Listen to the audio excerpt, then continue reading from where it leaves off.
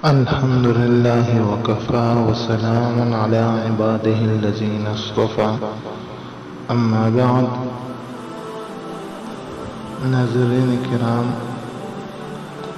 گھڑی ایک سامان زینت بھی ہے اور ضرورت بھی۔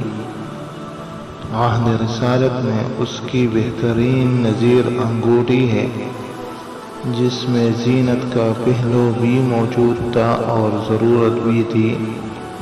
کہ سلاطین مملکت کو خطوط روانہ کرتے وقت اسی سے مہر لگائی جاتی تھی۔ حضور انور صلی اللہ علیہ وآلہ وسلم سے منقول ہے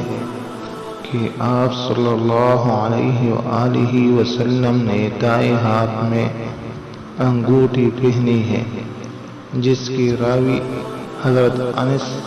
اور عبداللہ بن جعفر اور حضرت علی رضی اللہ عنہم ہے، اور بائیں ہاتھ میں بھی جس کی روایت حضرت انس اور عبداللہ ابن عمر رضی اللہ عنہ سے منقول ہے۔ اس لیے گھڑی دونوں ہی ہاتھ میں باندھی جا سکتی ہے، مگر چونکہ اکثر خیر کی چیزوں میں حضور صلی اللہ علیہ وآلہ وسلم نے دائیں سمت کو ترجیح دی ہے،